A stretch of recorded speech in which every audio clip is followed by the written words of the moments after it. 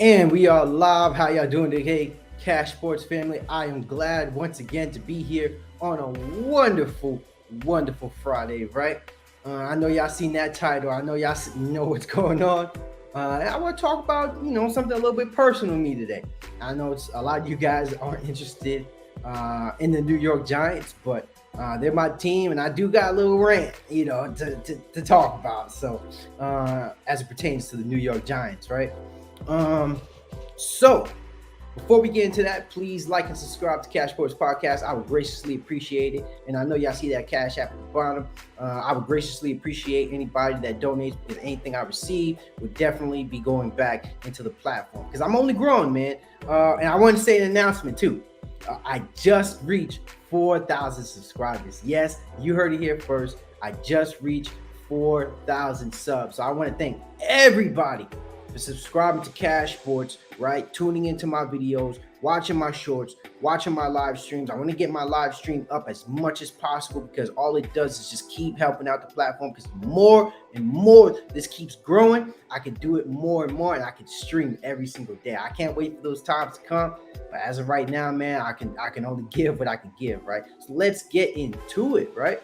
So the New York Giants, man. So we're 2-1, right? I don't have a reason to be mad at that, but just in the recent games that we've seen with the New York Giants going against the Bears. They're going against the Bears this week in Week 4. Last week we lost to the Dallas Cowboys, unfortunately, and then Week 1. Who did we play Week 1? I can't even remember. I know we played the Panthers. That was Week 2, and then Week 1. Man, I can't even remember who we played Week 1. I'm gonna bring it up though. But in the meantime, let me just talk a little bit about the team and just how things have been handled. So I know this year we got a new head coach. We got Brian Daboll, right? And I'm liking it. I like Brian Daboll. He's bringing different pressure. He's bringing a different amount of heat on these players, man. And I appreciate it, man. Because let's be honest, Joe Judge was just not that guy. Plain and simple. Joe Judge was just not the head coach. He was all bark and no bite, man. This guy was talking every single game after every single game, talking about hold players accountable. Oh, appreciate it. Thank you, Chong. Week 1 was Tennessee. Thank you for letting me know, because we did have that comeback on the Tennessee Titans, and then we were the underdog. So I do appreciate you let me know that. So we did go against the Tennessee Titans, right? So the two games that we won were very impressive wins, right? We don't get off to a good start in the beginning, but then in the second half, that's where we get the ball rolling. Big difference this year, or even the past couple years that we've played. Saquon Barkley has been injured in those previous seasons, but this time around, Saquon Barkley is looking like a completely different beast, man, and I'm loving what I'm seeing. Saquon Barkley is averaging about 5 yards per carry. So when you have something like that, man, when you can rely on your running game, that already in itself is a very good start. So we already checked off 2 boxes. Saquon Barkley to me is legit. Brian Daboll, from what we've seen, is a legit head coach, and I love the defensive coordinator hiring for Brian Daboll, because that defense, is looking legit. Now, to be fair, in the previous seasons, the Giants' defense was a decent defense. Believe it or not, we did have a decent defense. It's just the fact that our offense produces nothing. We can't put up any points, right? I don't even think we had 20 points this season so far. Honestly, let me just say, I don't even think we had 20 points in the past 3 years, if I'm gonna be honest with you. And then that starts with 1, our line, and 2nd, our quarterback.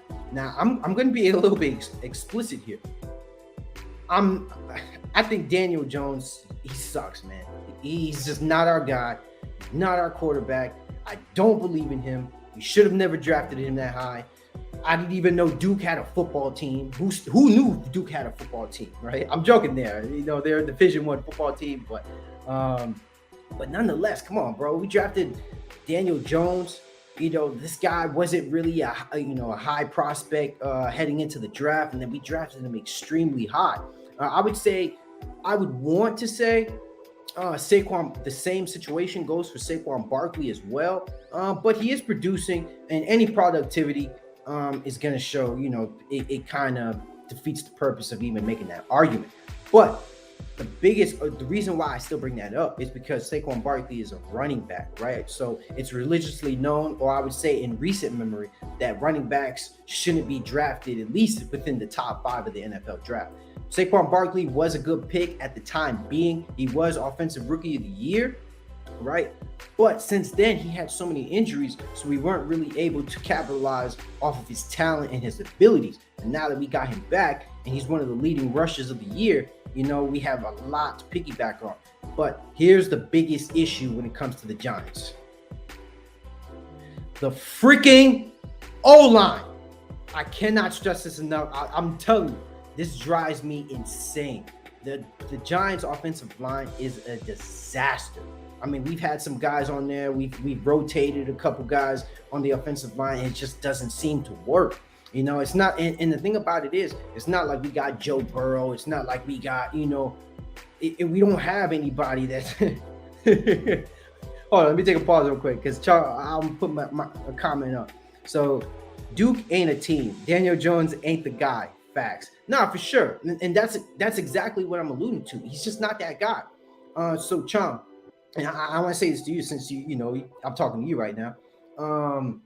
Heading into this year, Daniel Jones had about 50 touchdowns and 49 turnovers. Yes, you heard that right. 50 touchdowns and 49 turnovers. Not just interceptions, turnovers, right? So he was just one off, one off from the touchdowns. So it's like, when you couple, everything that factors in, when you think about the line and you think about the quarterback situation. So you have a guy who's at the quarterback position who really isn't the greatest quarterback, to me, I'm looking at him as a bust. You're drafted 3rd overall and you're producing the way you're producing, you're a bust in my eyes, right? And then so what I'm trying to say is when you have a guy who's prone to turning over the ball, whenever he gets sacked, he tends to turn over the ball and even throws interceptions. I mean, that's like a double-edged sword, in my opinion, or you're an arrow to the foot. And so we just got to move on from Daniel Jones. For me, I was very big on getting Baker Mayfield, even though I'm not completely convinced on Baker Mayfield. But, I think it would have been a completely different situation. Baker Mayfield does have playoff experience, and he does have experience being on somewhat of a more constructed team, like the Cleveland Browns. Jesus Christ! Look at what I'm saying here. The Cleveland Browns are a better team than my New York Giants, right? Jesus Christ! I'm about to have a stroke here. But yeah, man. So me personally, I was more convinced on Baker Mayfield than I was on Jimmy Garoppolo. And so we got to get the line and the quarterback situation under control. Now, let's go over the biggest freaking elephant in the room when it comes to the Giants. Because even though Daniel Jones is just not that guy, there's another issue that I do have to address. Is this Kenny Golladay situation? At the time when David Gettleman was the GM for the New York Giants, he paid Kenny Golladay $72 million over the course of 4 years, right? And then over that time, I'll just say it like this. Last year, how many touchdowns he had? 0. He had 0 touchdowns last year. So a guy that you just signed to a $72 million contract had 0 touchdowns last year. And then not to mention in the last game against the Dallas Cowboys, he was targeted 3 times and had 2 drops. Now, I don't look, man, because I'm about to get pissed with this, right? Because this man had the nerve to come on national television and say, despite how much he makes, I think he's factoring that in when he's talking about why he should be playing. But when you're talking about, right, the type of player you are, you got a new head coach, regardless of your productivity and how much you performed in the past, you don't just play just because you get paid. You got to prove it sometimes, man. Kenny Golladay, he hasn't proved anything as of yet. He had 1 year where he led the league in receiving touchdowns, and that was 11, right? And so that's just not enough, bro. Like, you're going off your time with the Detroit Lions? Are you serious? The Detroit Lions, bro? Come on, man. Like, I've been watching football for a very long time, right? And even though I would say the Detroit Lions are a better team than my New York Giants at the moment, ain't no way in hell that amounts to anything. I mean, look at it like this. You're the New York Giants, right? You're somewhat of a prestigious organization, whether you guys choose to accept it or not. The New York Giants are a prestigious organization. We have 4 Super Bowls under our franchise, right? So we do have some history of winning. We do have some history of productivity, unlike the Detroit Lions, right? Just producing for the Detroit Lions, you know what I'm saying, will get you far in that franchise. But with the Giants, man, we're looking for something different, right? You're in New York. You're literally in the biggest media. You're in the media capital of the world, or I would just say at least in America. But I've heard before that New York is the media capital of the world, right? So you come on camera in a press conference, and then you tell them, despite everything that you've done, or I wouldn't even say everything you've done, because he hasn't done shit. Everything that he hasn't done, he should still be playing. That's bullshit. That's bullshit, bro. You don't deserve to play. That freaking drop during that Dallas Cowboys game where we could have had that first down. Y'all know what I'm talking about. If you guys were watching that Monday night game with the Dallas Cowboys versus New York Giants, if you guys were watching that game, that drop looked intentional. I don't care what anybody says. That drop was intentional. This man rigging games. This man is rigging games, bro. I don't care what anybody tells me. Kenny Golladay is rigging games, because there ain't no way in hell my $72 million guy getting paid for over the course of 4 years is dropping passes like that. Ain't no way in hell. Ain't no way in hell, bro. I don't believe it. Either you fell off a cliff. We talk about falling off a cliff to Tom Brady back then. Kenny Golladay is the cliff. That man fell off well before he even got off, man. For real. And then, so you know what? Let me look at this Giants schedule.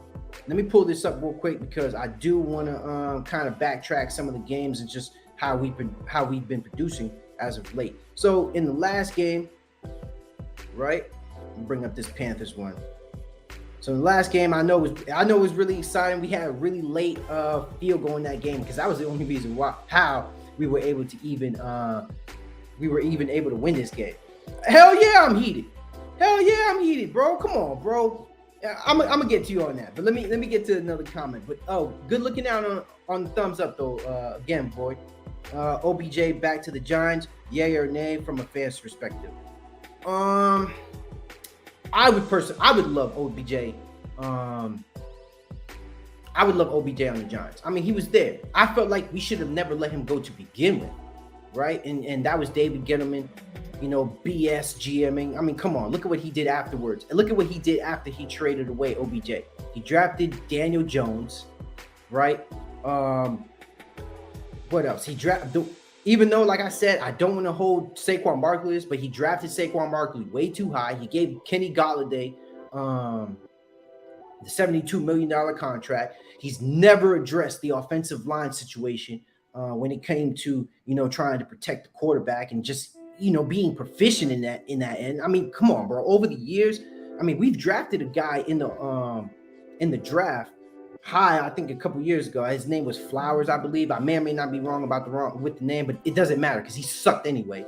And then, yeah, man, there was just so many. And then you hired Joe Judge. You hired Joe Judge as your head coach. He was a special teams coordinator. Oh my God, man. I'm reliving this thing now, man. I'm getting mad all over. Right? He was a special teams coordinator. So So to answer your question, yes, I would like OBJ back on the team. But I mean, but we need guys who can play now and who can produce now. Of course, OBJ will be able to produce, but at this point in OBJ's career, I wouldn't want him to be a number one option, even though we need receivers. I mean, my God, like our injury report for our wide receivers is taxing, bro. I don't even know the wide receivers on my team anymore. Like I think Cardavius Tony is hurt. Sterling Shepard is out for the season. We let go of Evan Ingram, who did produce over the years, but he kept getting injured. So it's just like, come on, man. So yeah, I would like OBJ right now, but honestly, I wouldn't want to do that to OBJ. I would tell OBJ, stay the hell away from New York City. Stay away from the Giants, bro. Don't come here. Don't come here. I would tell him don't come here. Because think about this. Think about this real quick, right? You played on the Los Angeles Rams. You just won a Super Bowl, right? And you were playing alongside with Cooper Kupp, Jalen Ramsey, Aaron Donald, right? At the time, I believe, who else was a wide receiver at the time? Higbee, Van Jefferson, bunch of players who produced, right? And then even Matthew Stafford, even though he's not like this, this Hall of Fame quarterback, in my opinion, right? So why would you want to go from Matthew Stafford to Daniel Jones, right? You see where I'm coming from here? Why would you want to do that? Why would you want to go from Matthew Stafford to Daniel Jones? It's just not going to work out, bro. It's just not going to work out. Like I would want OBJ to be in a position where he would at least be able to get the football and be able to produce. I don't want OBJ to come back to the Giants being the number one receiver and then getting all those looks, getting all the coverage, because that's what's going to happen. And then OBJ, people are going to talk about OBJ and saying, oh, he's not that guy. Look, he can't even produce on the Giants anymore. So I wouldn't want that for him, bro. I wouldn't want that for him. Void, yeah, I am heated, bro. Trust and believe. Trust. I get heated about my Giants, man. I do. I get really heated about this shit because it's bullshit, bro. It really is bullshit. Like some of the stuff that, that's been happening as of recently, not this year. This year, there's a lot of revamping.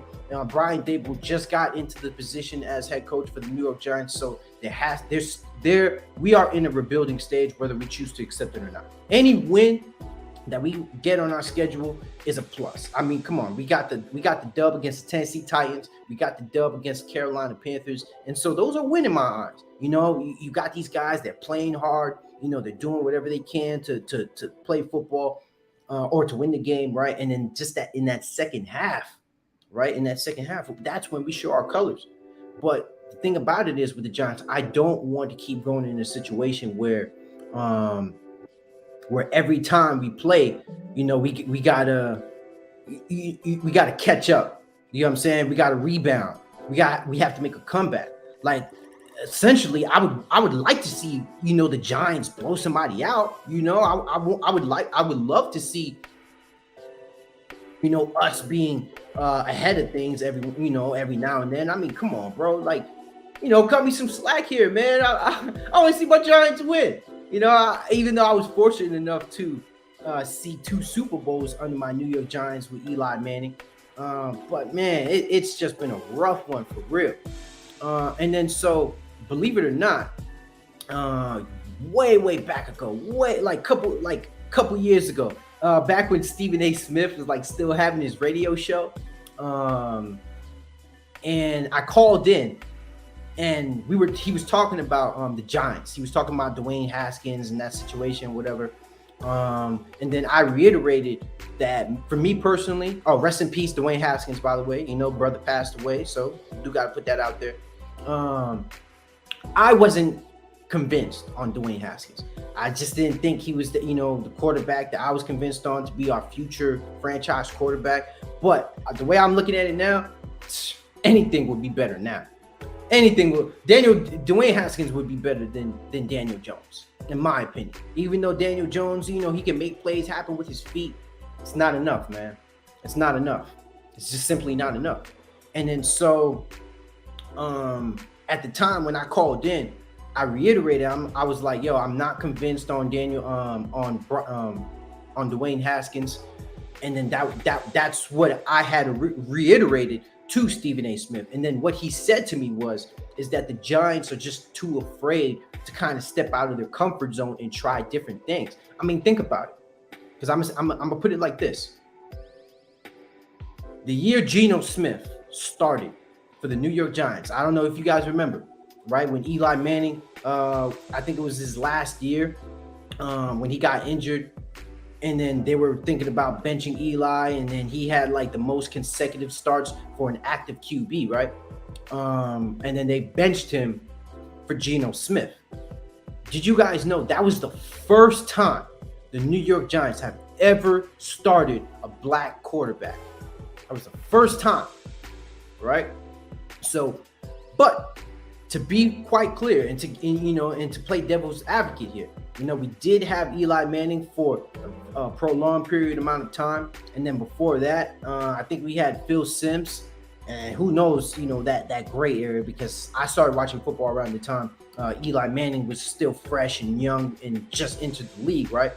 And so, yeah, man, we don't branch out, we don't try different things, we don't do different things, right? We don't try to branch out with different quarterbacks. We don't try different quarterbacks, like what's wrong with trying something different?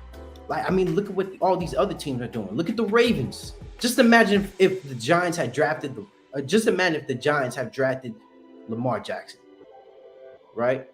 Patrick Mahomes, Deshaun Watson, any of these guys. This would have been a game changer, right? And then so the way the Giants have always established a winning mentality is when we have a really good rushing game and a really good defense. And then the quarterback just has to come in and not mess it up. And then obviously we know that Eli Manning is one of the best playoff performers in NFL history. Whether you guys choose to accept it or not, that is the case. Eli Manning is one of the best playoff performers in NFL history.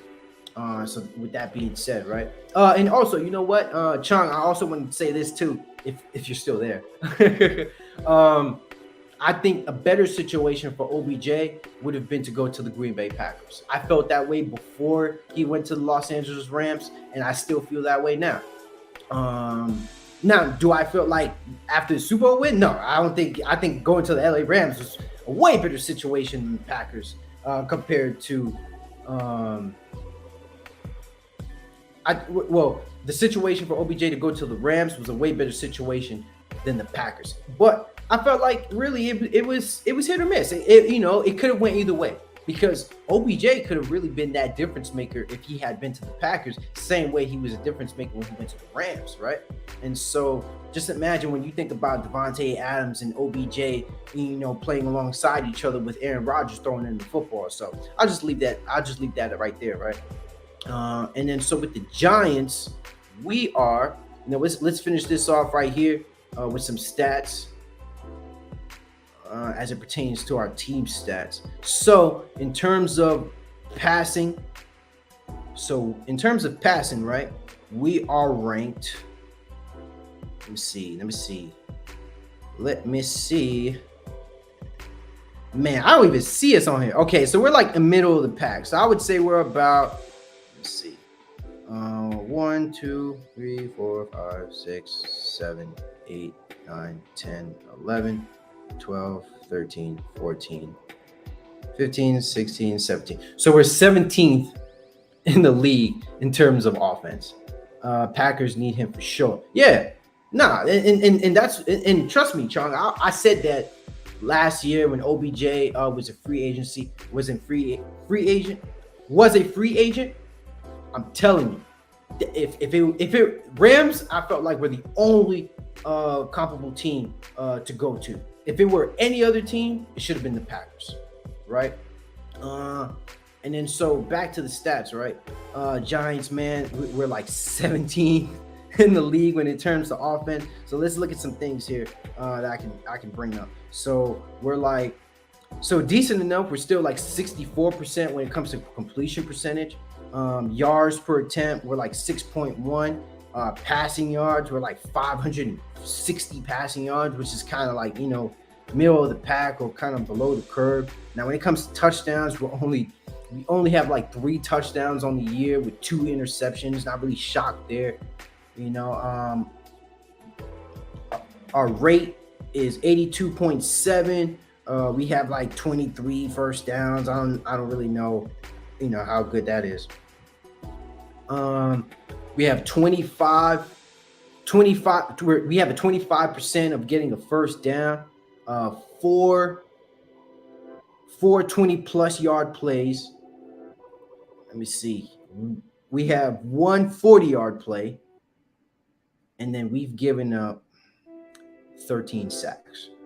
Right? 13 sacks. Yes, you heard it. So we've given away 13 sacks so far in the year. Right? And then guess who leads? It is the Bengals, right, with 16. So we have 13 sacks on the season already. And then remember when I mentioned earlier in the video, Daniel Jones is very turnover prone, when it comes to throwing interceptions and just fumbling the ball. So if you're one of the most sacked QBs and then you're injury prone, come on, man. That's just not a recipe. That's just not a recipe for success. Real talk, man. That's just how I feel. So I'm hitting my mark right now. I hope you guys did enjoy the video as much as I love talking about it. Once again, for anybody tuning in, please like and subscribe to CashSports Podcast. I would graciously appreciate it. Typically, if I had more time, I would welcome guys on the show. Or I would drop the link in the comment section. So for those who do want to join in and have a debate conversation, like just because I'm talking about the Giants, doesn't mean I have to stick to talking to the Giants. As long as it relates to the sport or the topic that I'm talking about. Like for example, if I'm talking about, let's just say today I'm talking football. I don't have to stick with the Giants. We could talk something else. You know what I'm saying? Like, come on, man. It's Cash Sports, bro. We talk everything here. Feel me?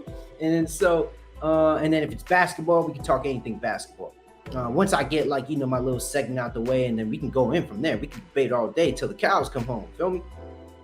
So with that being said, once again, please like and subscribe to Cash Sports because it does help out the channel. And then anything I get, as it pertains to the Cash App at the bottom of the page, I would graciously appreciate it because anything I get back, any proceeds I get back will definitely be going to the page because guess what?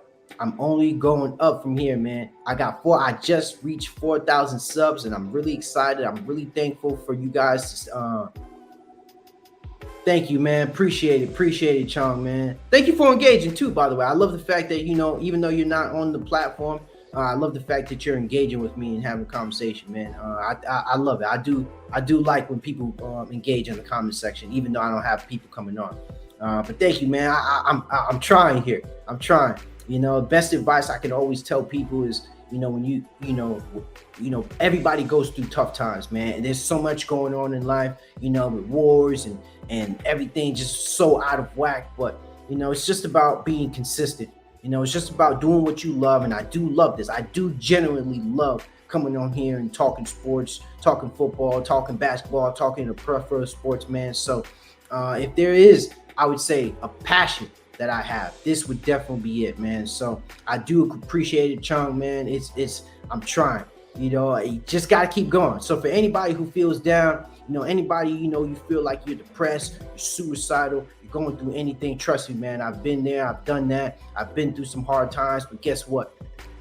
One thing I kept on my mind is just keep uploading videos, keep making videos, keep doing your thing, and just believe in yourself. That's what matters the most. Believe in yourself, do what you love, love yourself, and all that jazz and stuff, because there's a lot of crazy things going on, and and we know there's a lot of depressed guys out there, and they're feeling some pain right now. But this is why I love talking about sports, because it takes you away from from everything, man. If there's one thing that brings people together, man, it's sports. But one thing that can definitely get you enraged it's definitely sports, because people definitely be fighting on that, man. So, uh, but yeah, man, I do appreciate everybody that's been watching my streams, man. And I just love it, man. I do. I can't even get the smile off my face, man, because I just enjoyed so much. Um, so I'm gonna just finish it off here. Once again, I thank everybody for tuning in, and then have a wonderful Friday. Thank you for tuning in to Cash Sports. Have a wonderful day.